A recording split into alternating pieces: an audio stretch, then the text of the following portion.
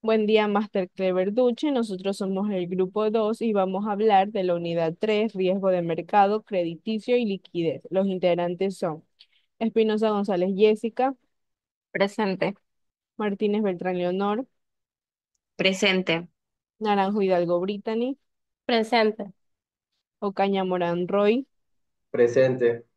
Gila Chamín Acuña Angie, presente, Sarango Aguilar Aurora presente. y mi persona Yahualpín Allison. A continuación, mi compañera. Soy Aurora Sarango y les voy a hablar sobre los riesgos de mercado.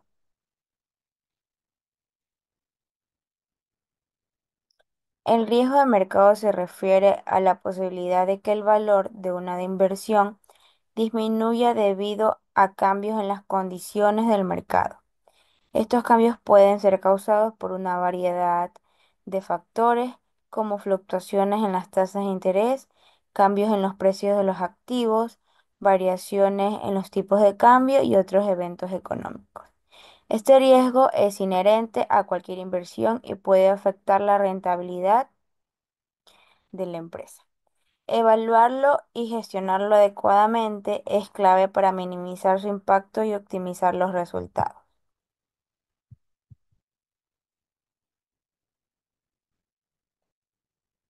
Tenemos los que son los factores que generan el riesgo de mercado. Tenemos riesgo de tasa de interés, es la posibilidad de que los cambios en las tasas de interés del mercado afecten significativamente el valor de un activo. Esto surge porque cuando las tasas de interés suben, el valor de los instrumentos de renta fija tienden a bajar. También puede afectar los costos de financiamiento para empresas y bancos, así como los rendimientos de las inversiones. Es un factor clave para la gestión financiera, especialmente en sectores como la banca, los fondos de inversión y las empresas con alta exposición de deuda. Tenemos el riesgo de cambios de divisa. El riesgo de cambio de divisa es la posibilidad que las fluctuaciones en los tipos de cambio afecten negativamente al valor de activos pasivos o transacciones denominadas en una moneda extranjera. Este riesgo impacta a empresas que operan en mercados internacionales debido a que hay depreciación o apreciación de la moneda, el cual puede alterar sus ingresos, costos y rentabilidad. Tenemos también lo que es el riesgo de precios de productos básicos.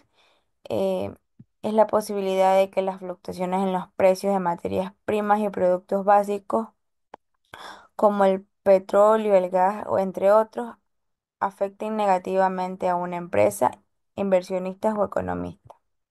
Este riesgo impacta tanto a los que son productores como consumidores de estos bienes. Tenemos el riesgo accionario, es la incertidumbre sobre la evolución del precio de las acciones en el mercado, lo que, lo cual genera una pérdida para los inversionistas. Este riesgo surge de múltiples factores como el desempeño financiero de la empresa, las condiciones económicas globales, la volatilidad del mercado y eventos imprevistos que afecten la confianza de los inversionistas. Para mitigar este riesgo se utilizan estrategias como la diversificación de cartera, el análisis de tendencia del mercado y el uso de instrumentos financieros de cobertura. A continuación, mi compañera. Mi nombre es Angie Quilachamín y yo les voy a hablar sobre los métodos para medir el riesgo de mercado. Para gestionar adecuadamente el riesgo de mercado, las empresas utilizan diversas herramientas que permiten evaluar el impacto de posibles fluctuaciones en factores económicos clave. Entre estos métodos se encuentra el valor en riesgo PAR, se encuentra el método beta y el análisis de sensibilidad. El valor en riesgo par es una herramienta estadística que permite estimar la pérdida máxima probable que puede sufrir un portafolio de inversión en el periodo determinado con un nivel de confianza específico. Beta es una medida de la volatilidad de un activo o portafolio en comparación con el mercado en general. Sirve para evaluar qué tan sensible es un activo a las variaciones del mercado. Análisis de sensibilidad. Permite evaluar cómo ciertos factores económicos pueden afectar al valor de una inversión o un portafolio. Se centra en el impacto de cambios en tasas de intereses, tipos de cambio y precios de productos básicos y otras variables clave. Les voy a enseñar cómo se aplican los métodos. Aplicación del método valor en riesgo. El método VAR se emplea para definir límites de exposición al riesgo y analizar la posibilidad y el alcance de las pérdidas posibles debido a variaciones en el mercado. Aplicación del método beta. El método beta se emplea para medir y contrastar el nivel de riesgo de un activo o portafolio en relación con el mercado en general, además de facilitar la creación de caracteres diversificados que minimicen el riesgo sistémico. Aplicación del método análisis de sensibilidad. Se aplica evaluando cómo varían los resultados financieros de una empresa o inversión ante cambios en factores clave, como tasas de intereses, tipo de cambio o inflación. Para ello se identifica una variable dependiente, como la utilidad neta o el valor de un activo, y se analizan los efectos de modificar variables independientes dentro de un rango determinado. Estrategias para mitigar el riesgo de mercado. La diversificación es una técnica que busca reducir la exposición a pérdidas mediante la distribución de inversiones o activos en diferentes sectores de mercados o instrumentos financieros. Su objetivo es minimizar el impacto negativo que pueda generar el mal desempeño de un activo en particular dentro de un portafolio. Derivados financieros. Incluyen contratos con futuros, opciones y swaps que permiten gestionar el riesgo de diferentes maneras. Una empresa puede usar opciones de compra para asegurar el precio de un activo que adquirirá en el futuro o swap para cambiar una tasa de interés variable por una fija, reduciendo la incertidumbre en pagos financieros. Cobertura. Consiste en el uso de instrumentos financieros como opciones y futuros para proteger contra las pérdidas potenciales. Por ejemplo, una empresa que exporta a un país con una moneda inestable puede adquirir opciones de ventas para evitar pérdidas ante posible devaluación. A continuación, mi compañero. Mi nombre es Brittany Naranjo y voy a hablar sobre riesgos crediticios. El riesgo crediticio es la probabilidad de experimentar pérdidas económicas debido a que el deudor no cumple con sus compromisos de pago. Esto puede deberse a factores como falta de liquidez, bancarrota o modificaciones en las condiciones de la deuda. Este tipo de riesgo es relevante para empresas que conceden financiamiento, invierten en instrumentos de deuda o venden a crédito. Para conceder préstamos, las instituciones financieras analizan la solvencia de la empresa mediante su historial de crédito y capacidad de pago. Para reducir este riesgo se pueden diversificar los préstamos y exigir garantías. Si una empresa no gestiona adecuadamente el riesgo crediticio, podría haber consecuencias severas como las pérdidas económicas, que si un deudor no paga, la empresa puede perder el dinero prestado, los intereses generados y los gastos de recuperación de la deuda. La afectación a la imagen. Los impagos pueden perjudicar la reputación de la empresa, dificultando su acceso a crédito y dañando relaciones con clientes y proveedores. La falta de liquidez.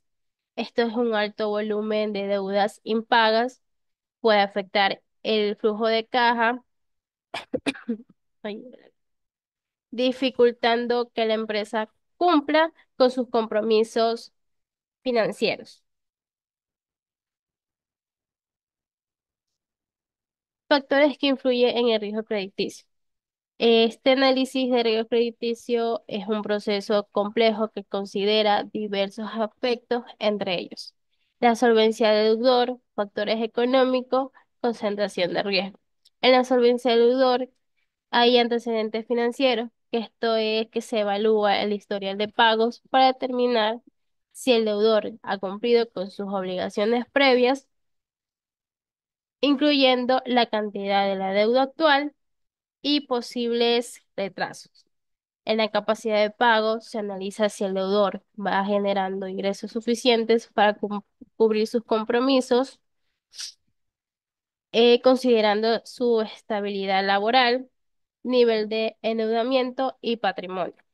Las garantías es que hay si la existencia de avales o bienes que respalden la deuda reduce el nivel de riesgo para el acreedor.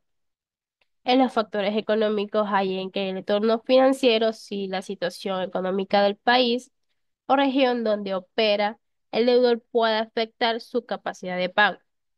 Indicadores como el PIB, la inflación y el desempleo influyen en el riesgo crediticio. El impacto de la crisis es que hay eventos como recesiones, crisis financieras o desastres naturales que pueden perjudicar los sectores específicos o la economía en general, incrementando el riesgo de incumplimiento. En la concentración de riesgo, dependencia de un solo deudor. Si una empresa otorga demasiado crédito solamente a un cliente o grupo de clientes relacionados, una falta de pago puede generar grandes pérdidas. En la exposición sectorial, esto es que si el crédito está enfocado en un solo sector económico, la crisis en esa industria puede afectar significativamente a la empresa acreedora.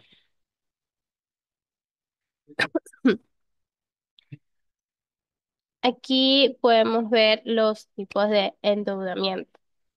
El endeudamiento del activo es el cual indica la autonomía financiera del deudor.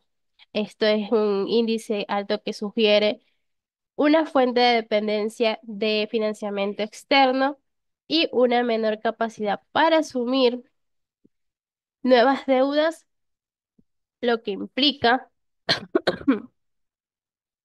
mayor riesgo. En cambio, si el índice bajo refleja mayor solidez financiera y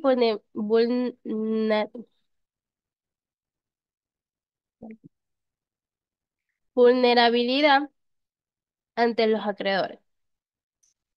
El ordenamiento del activo fijo es que es el coeficiente obtenido de esta relación muestra cuántas unidades monetarias del patrimonio existen por cada unidad invertida en activo fijo. Si el resultado del cálculo es igual o superior a 1, indica que su activo fijo completo podría haberse financiado con el patrimonio de la empresa sin requerir créditos externos. El endeudamiento a corto plazo es que este indicador va revelando el porcentaje de aquella deuda de la empresa que corresponda al corto plazo, es decir, que sus obligaciones con vencimiento inferior a un año. A medida que el valor del coeficiente se acerque a 1, podría indicar posibles problemas de liquidez, ya que la empresa podría enfrentar dificultades para cumplir con sus compromisos financieros. Endeudamiento a largo plazo. Este coeficiente nos señala que su porcentaje a la deuda en la empresa corresponde a plazos mayores a un año. Se espera que la mayor parte de la deuda sea a largo plazo para evitar dificultades de liquidez. Y por último encontramos la cobertura de intereses, que este ratio nos muestra cuántas veces su flujo en caja va generando en la empresa, vaya superando las cargas financieras que debe abonar. Esto quiere decir que si evalúa la capacidad de la empresa para cubrir sus intereses de la deuda y otros gastos financieros durante un periodo específico. A continuación, mi compañero. Mi nombre es Royo Caña y yo les voy a hablar sobre los métodos para evaluar el riesgo crediticio. Las empresas emplean diversas herramientas para medir y cuantificar el riesgo de crédito, entre las cuales destacan el scoring crediticio y modelos de calificación crediticia. En el scoring crediticio tenemos los modelos estadísticos. Estos se emplean modelos estadísticos que integran diversas variables, como el historial crediticio, la capacidad de pago y las condiciones económicas, para así otorgar una puntuación crediticia a cada deudor. Clasificación crediticia. Se refiere a la puntuación crediticia utilizada para agrupar a los deudores en distintas categorías de riesgo, lo que facilita a las empresas tomar decisiones más fundamentadas al otorgar crédito. Garantías. La existencia de avales o bienes respaldan la deuda. Modelos de calificación crediticia. Agencias calificadoras. Entidades como Moody, Standard y Poor's y Fitch Rating analizan la solvencia crediticia de empresas y gobiernos, asignándoles calificaciones que reflejan la probabilidad de que no cumplan con sus obligaciones financieras. Utilización de calificaciones crediticias. Se emplean como un parámetro para poder realizar evaluaciones.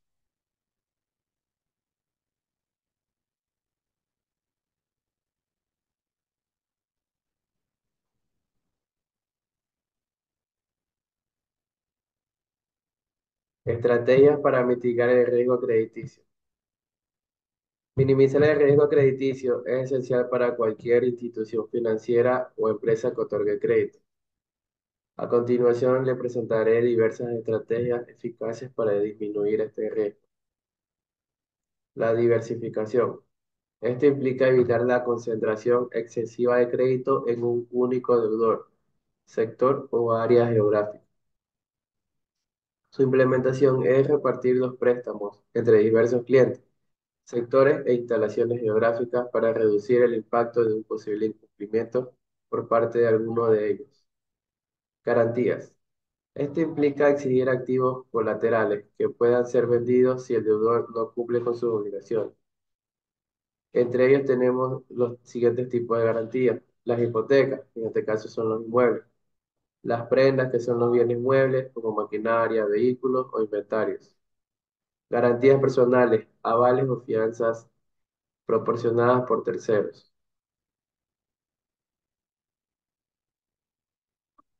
Otra más de estas tenemos el análisis y evaluación de crédito. Esto implica llevar a cabo un análisis detallado de la capacidad de pago del solicitante antes de conceder el crédito. Sus herramientas son el análisis de estado financiero. Esto nos permite examinar la situación financiera del deudor. El scoring crediticio. Esto emplea modelos estadísticos para así asignar calificaciones de riesgo. Historial crediticio.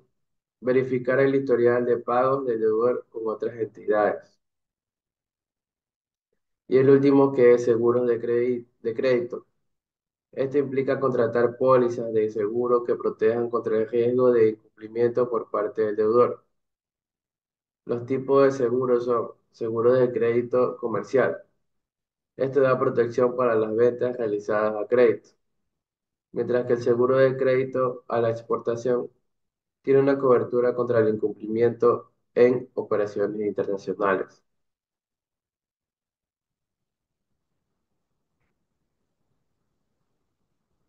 Contratos y condiciones estrictos. Implica fijar términos y condiciones precisos y estrictos en los contratos de crédito. Sus elementos claves son las cláusulas de incumplimiento y términos de pago. En las cláusulas de incumplimiento establecen las condiciones en las que el préstamo se considerará en mora, mientras que en los términos de pago se precisan las fechas de vencimiento y los montos de los pagos de manera clara. Monitoreo continuo. Implica seguir de manera constante la situación de los deudores y las condiciones del mercado. Sus prácticas comunes, como las revisiones periódicas, es analizar de manera regular la capacidad de pago del deudor. También tenemos alertas tempranas, que son instalar sistemas que identifiquen indicios tempranos de dificultades financieras. Gracias. A continuación, mi compañera. Soy Jessica Espinosa y les voy a hablar sobre los riesgos de liquidez. El riesgo de liquidez se define como la posibilidad de que una entidad no pueda cumplir con sus obligaciones financieras a medida que vence, sin incurrir en pérdidas significativas. Esto puede generar graves consecuencias para la empresa, tales como incapacidad para pagar a proveedores y empleados.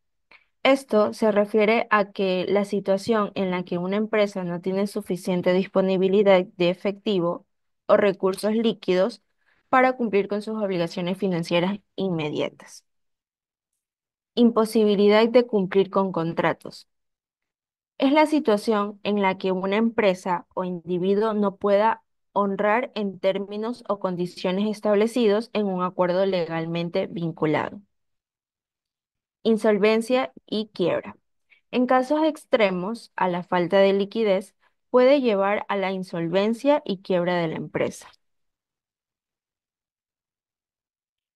Factores que generan el riesgo de liquidez. Estos se clasifican en tres, en desequilibrios en el flujo de caja, que ésta se divide en dos, que es el flujo de caja negativo. Esto ocurre cuando los egresos de efectivo de una empresa, o sea, que son las salidas de dinero, son mayores que sus ingresos de efectivo, que son las entradas de dinero, durante un periodo de tiempo determinado.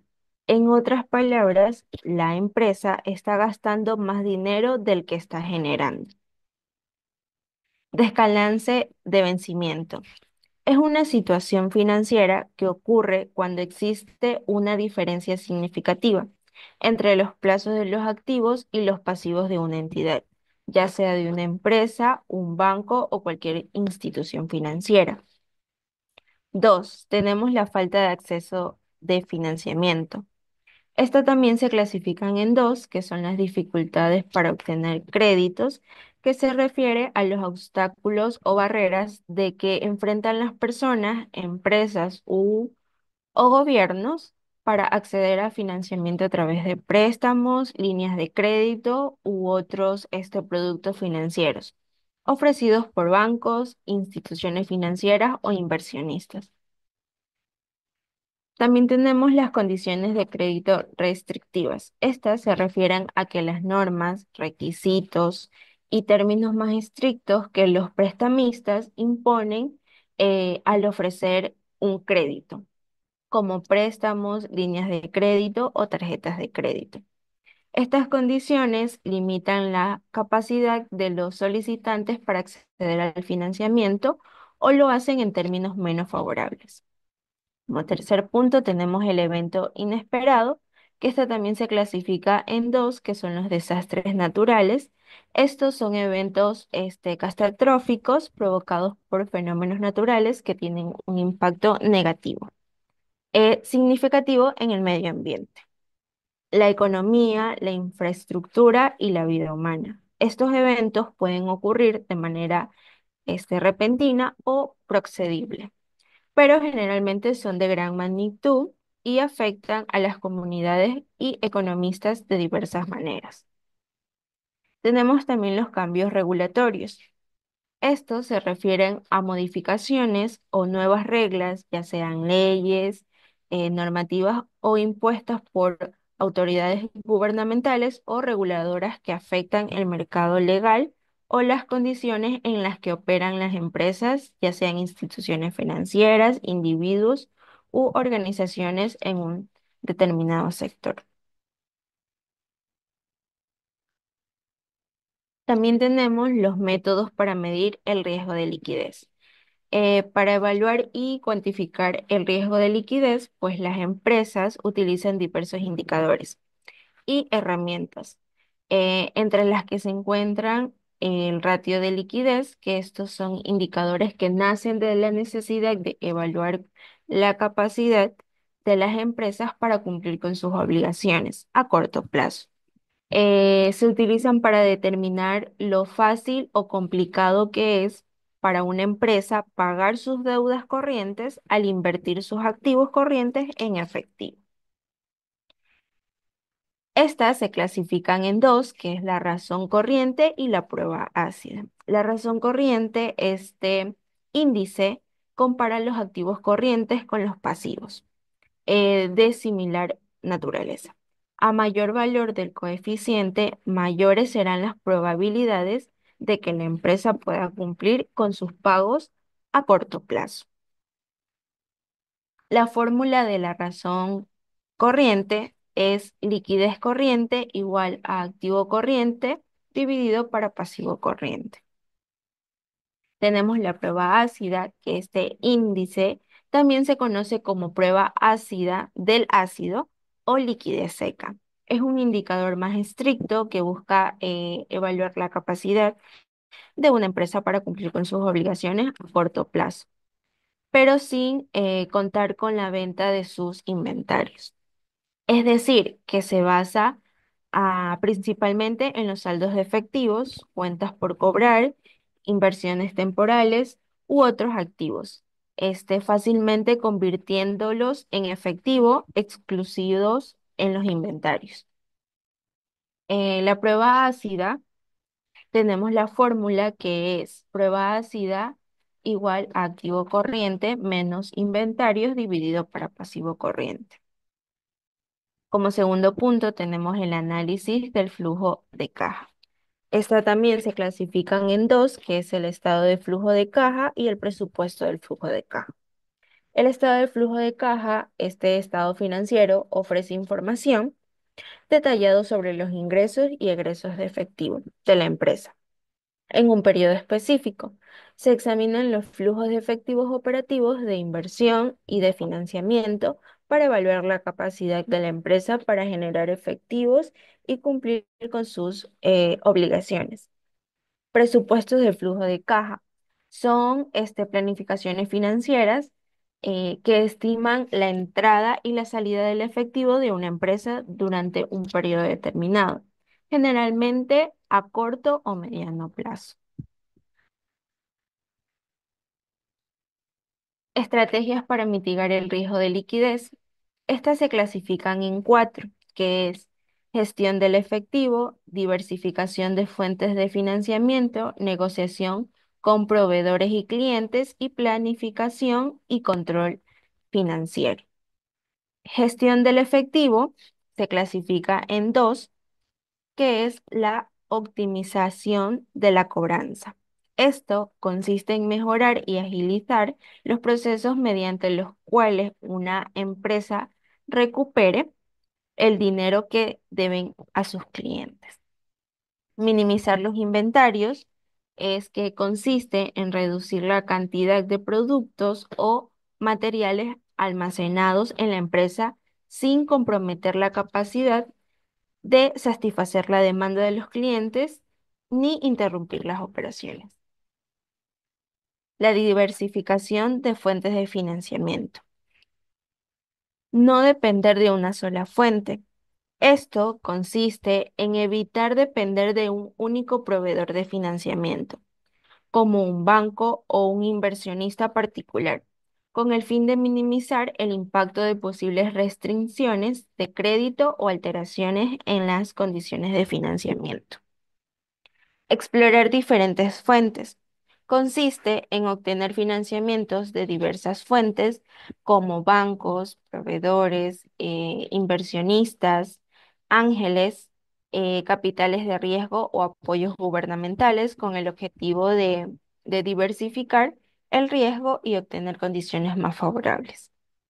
Y tenemos el financiamiento a largo plazo, que este consiste en obtener recursos financieros que se deben devolver a un plazo mayor a un año.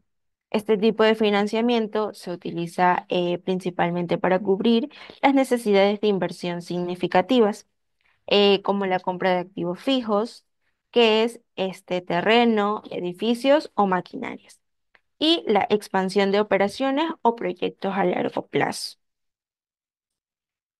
La negociación con proveedores y clientes. Plazos de pagos más largos. Esto se refiere a acuerdos comerciales o financieros a los cuales una empresa tiene más tiempo para pagar sus deudas o compromisos financieros. El anticipio de clientes. Este consiste en recibir pagos por adelantado de los clientes antes de entregar un producto o prestar un servicio. Y descuentos por pagos anticipados, que son incentivos financieros que las empresas ofrecen a sus clientes para fomentar el pago de una factura o deuda antes de la fecha de vencimiento establecida. Y por último, tenemos la planificación y control financiero. El monitoreo constante consiste en realizar un seguimiento continuo del flujo de caja, los índices de liquidez y otros indicadores financieros para detectar posibles dificultades de liquidez de forma anticipada. Tenemos la contingencia para situaciones imprevistas, que esta consiste en crear un plan contingente para enfrentar situaciones inesperadas, como desastres naturales o modificaciones regulatorias que pueden impactar el flujo de caja. Y por último, tenemos el presupuesto de flujo de caja, que este consiste en crear un presupuesto de flujo de caja detallado para prever las necesidades de efectivo y tomar decisiones financieras basadas en información precisa. A continuación, mi compañera. Les saluda Leonor Martínez y vamos a hablar sobre los talleres de aplicación. Tenemos un ejemplo del valor en riesgos. Una empresa tiene una inversión de 5 millones en acciones de una compañía y quiere calcular el VaR diario a un nivel de confianza del 95%. Para el inversionista, en año consta de 25 días de operaciones en el mercado y su volatilidad es del 2%. La fórmula del VaR es la frecuencia por el capital por la volatilidad dividida para la raíz del tiempo. Reemplazando valores, pues la frecuencia del 95% es de 1.96 por los 5 millones que fue la inversión por el 2%. Esto lo dividimos para la raíz de 25, lo que da que el VaR es igual a 39.200 con una volatilidad diaria del 0.004. Como interpretación diríamos que con un 95% del nivel de confianza, la empresa no perderá más de 39.200 por día. A continuación tenemos el porcentaje de morosidad. Si este es menor al 3%, su calificación sería buena, lo que implica una baja probabilidad de incumplimiento. La cartera crediticia es considerada de bajo riesgo. Y si está entre el 3 y 5%, es regular. Significaría que el nivel de morosidad es aceptable, pero que se requiere un monitoreo y un seguimiento cercano. Y si está entre entre el 5 y 10%, su calificación sería regular con tendencia a ser malo. Esto implicaría que el nivel de morosidad debe ser motivo de preocupación e implementación de medidas correctivas. Y si este ya supera los 10%, pues su calificación es mala, ya que implicaría una alta probabilidad de incumplimiento. Significaría que la cartera crediticia es considerada de alto riesgo. Vamos a ver un ejemplo para poder calcular el índice de morosidad. Una entidad financiera tiene los siguientes datos en su cartera de crédito. Tenemos la cartera total, que son 500.000, y la cartera vencida, 25.000. La fórmula para el índice de morosidad es préstamos en moras dividido por la cartera de crédito total, todo esto multiplicado por el 100%. Reemplazando valores sería que el préstamo en mora serían los 25.000 dividido por la cartera de crédito total, que son los 500.000. Todo esto multiplicado por el 100% nos da un índice de morosidad del 5%. Dando una interpretación, pues esto quiere decir que la entidad tiene un índice de morosidad del 5%, lo que significa que el 5% de su cartera de crédito está en mora. Esto significa que tiene una calificación regular. Los ratios de liquidez y solvencia. Entre los ratios tenemos la liquidez corriente, la prueba ácida, el endeudamiento del activo, el endeudamiento patrimonial, el endeudamiento del activo fijo, el endeudamiento a corto plazo, el endeudamiento a largo plazo y la cobertura de interés. Cada uno con su calificación, sea buena, aceptable o mala. A continuación tenemos dos estados financieros, uno que es el estado de situación financiera y el estado de resultados. Estos estados nos van a ayudar para poder calcular lo que son los ratios. Eh, Entre estos tenemos el ratio de liquidez, el de liquidez corriente, que es el activo corriente dividido por el pasivo corriente. Entonces, si nosotros buscamos en el estado de situación financiera, podemos observar que el activo corriente es los 600.000 y el pasivo corriente es 280.000. Esto dividido nos da una liquidez corriente del 2.14. Esto significa que la empresa tiene 2.14 de activos corrientes en comparación con sus pasivos corrientes, lo que indica que puede cumplir con sus obligaciones a corto plazo y significaría que es bueno. En la prueba ácida tenemos el activo corriente menos el inventario, esto dividido para el pasivo corriente. Si vemos en el estado de situación financiera, podemos ver que el activo corriente es de 600.000 menos los 120.000 del inventario. Esto lo dividimos para el pasivo corriente, que serían los 280.000. Y lo que nos da como prueba ácida 1.71. Esto significa que la empresa tiene 1.71 en activos líquidos. Entre esos está el efectivo, las cuentas por cobrar, inversiones de corto plazo, para así poder pagar sin contar con los inventarios. Esto significaría que es bueno. Tenemos los ratios de solvencia.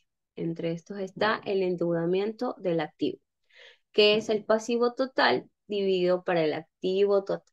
Y si nos vamos nuevamente al estado de situación financiera, podremos ver que el pasivo total es los 475.000 dividido por el activo total, pues que serían los 1.100.000, lo que nos da un 0.43. Esto implica que un endeudamiento del activo del 0.43 significa que el 43% de los activos de la empresa han sido financiados con deuda, mientras que el 57% restante proviene del capital propio. Y esto es aceptable. A continuación, mi compañera. Mi nombre es Alinson Yagual y otro ratio de solvencia es el endeudamiento patrimonial. En este caso sería el pasivo total dividido por el patrimonio. Según el estado de situación, el pasivo total sería 475.000 dividido por el patrimonio, que es 625.000, lo que nos da un endeudamiento patrimonial de 0.76. El análisis sería que el endeudamiento patrimonial de 0.76 sugiere que por cada dólar de patrimonio hay 76 centavos de deuda. Esto indica una alta dependencia de la deuda para financiar el patrimonio, lo que puede implicar un mayor riesgo financiero y una menor capacidad de maniobra frente a adversidades económicas. Endeudamiento del activo fijo. Para sacar el endeudamiento del activo fijo se divide lo que es el patrimonio para activo fijo neto. Según el estado de situación, el patrimonio serían los 625.000 dividido para 500.000 de activo fijo neto, lo que nos da 1.25. El análisis sería que un endeudamiento de activo fijo de 1,25 indica que la mayoría de estos activos fijos están respaldados por el patrimonio, lo cual es una señal positiva de estabilidad financiera, ya que se minimiza la dependencia de deuda para financiar activos a largo plazo. Endeudamiento a corto plazo. Aquí se divide el pasivo corriente para el pasivo total. Según el estado de situación, el pasivo corriente son 280.000, dividido para el pasivo total 475.000, lo que nos da un endeudamiento a corto plazo de 0,59. El análisis sería un ratio de endeudamiento a corto plazo de 0,59 significa un 59% del total de la deuda. Esto indica que una proporción significativa de la deuda total de la empresa es a corto plazo, lo que podría generar presiones de liquidez si no se cuenta con suficiente capacidad para cubrir estas obligaciones de manera inmediata. El endeudamiento a largo plazo se divide el pasivo no corriente para el pasivo total. Según el estado de situación, el pasivo no corriente sería 195.000, dividido para el pasivo total de 475.000, lo que nos da un endeudamiento a largo plazo de 0,41. Un ratio de endeudamiento a largo plazo de 0,41 indica que el 41% de la deuda total de la empresa es a largo plazo. Esto refleja un equilibrio razonable en la estructura de la deuda, permitiendo que la empresa maneje menor sus obligaciones financieras a lo largo del tiempo. La cobertura de intereses, según el estado de resultados, vemos que se divide lo que es la utilidad operacional y gastos financieros. En el estado de resultados tenemos que la utilidad operacional es de 700.000, dividido para los gastos financieros que son 43.000, lo que da una cobertura de intereses de un 16,28. El análisis sería que una cobertura de intereses de 16,28 indica que la empresa genera 16,28 veces más utilidades operacionales que sus gastos financieros, lo que demuestra una sólida capacidad para cubrir el costo de los intereses y una buena estabilidad financiera. Estos ratios de solvencia son indicadores financieros que nos permiten evaluar la capacidad de la empresa para cumplir con sus obligaciones financieras a corto y largo plazo. Este conjunto de ratios nos mostró que la empresa tiene una mezcla moderada de deuda y patrimonio, con una capacidad estable para cumplir sus compromisos financieros, especialmente en términos de cubrir los intereses generados por sus deudas. Muchas gracias por la atención prestada.